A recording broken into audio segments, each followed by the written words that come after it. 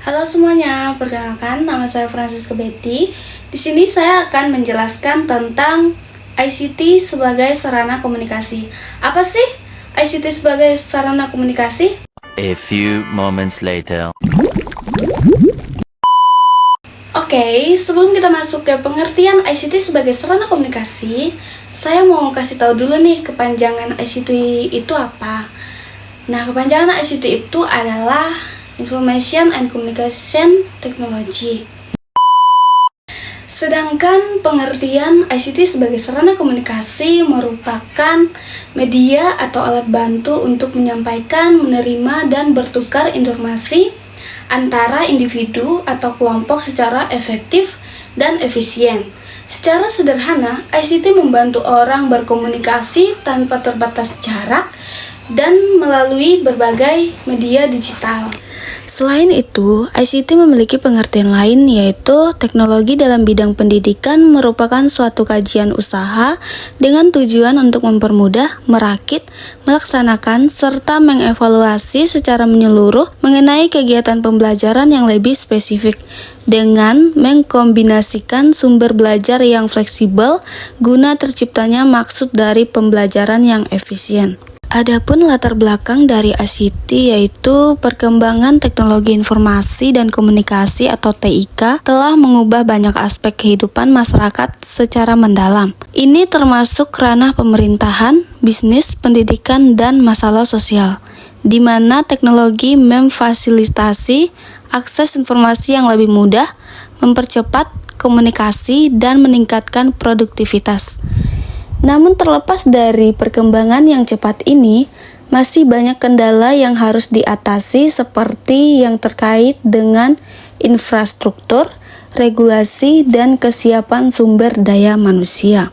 Selain itu, ICT juga memungkinkan komunikasi secara massal, di mana informasi dapat disampaikan kepada banyak orang sekaligus secara praktis dan terorganisir. Oleh karena itu, ICT memiliki peran yang sangat penting dalam menunjang proses komunikasi di era modern, sehingga perlu dimanfaatkan secara bijak dan bertanggung jawab agar memberikan manfaat yang optimal.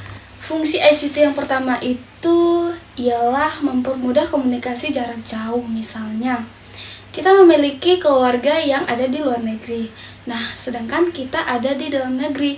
Dengan adanya ICT, kita bisa berkomunikasi dengan mudah dan menanyakan kabar mereka bagaimana, apakah mereka sehat atau tidaknya, itu melalui ICT.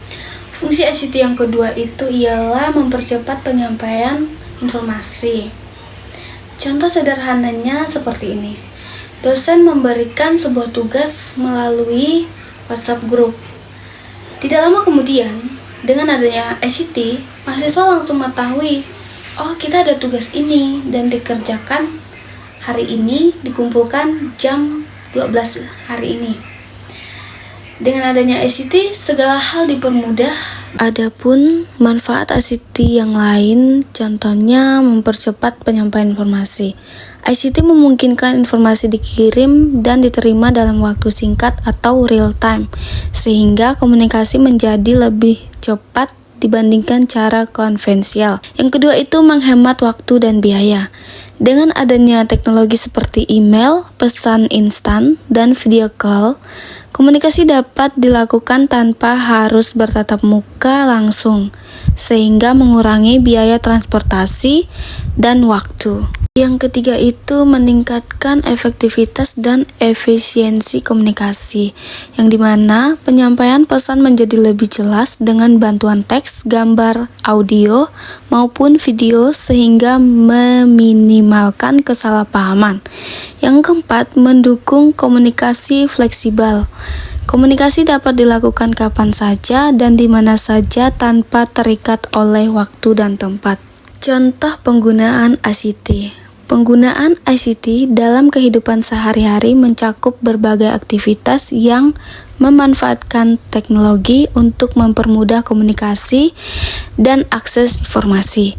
ICT digunakan untuk berkomunikasi melalui pesan instan, media sosial, dan panggilan video, sehingga memungkinkan interaksi secara cepat tanpa batasan jarak dan waktu. Selain itu, ICT juga dimanfaatkan dalam bidang pendidikan melalui pembelajaran daring, pencarian informasi di internet, serta pengiriman tugas secara digital. Dalam kehidupan praktis, ICT membantu dalam transaksi keuangan, penggunaan layanan transportasi online, serta berbagai aktivitas lainnya yang menuntut kecepatan, efisiensi, dan kemudahan akses. Dengan demikian, ICT telah menjadi bagian penting yang mendukung berbagai kegiatan manusia dalam kehidupan modern.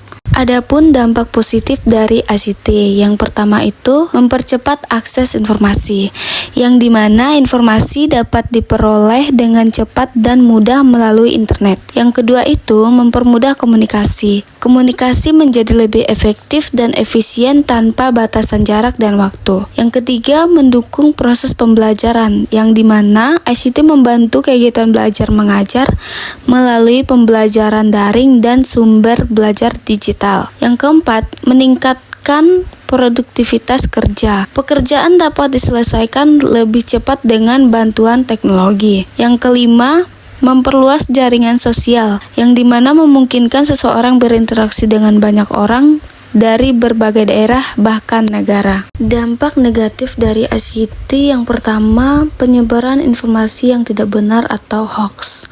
Informasi yang tidak valid dapat dengan mudah tersebar luas.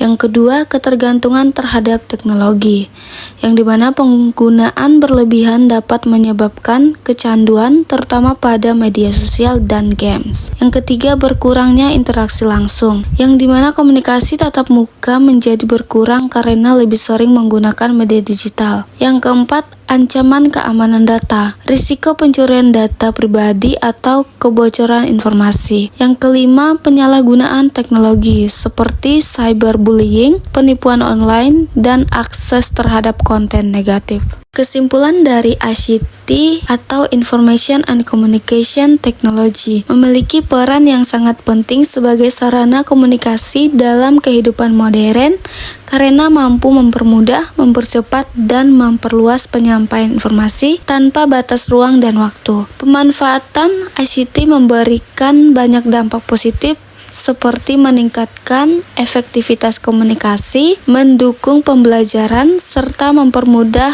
berbagai aktivitas sehari-hari. Namun, di sisi lain, ICT juga memiliki dampak negatif, seperti penyebaran informasi yang tidak benar, ketergantungan teknologi, dan ancaman keamanan data. Oleh karena itu, penggunaan ICT harus dilakukan secara bijak dan bertanggung jawab agar manfaatnya dapat dirasakan secara optimal dan dampak negatifnya dapat diminimalkan.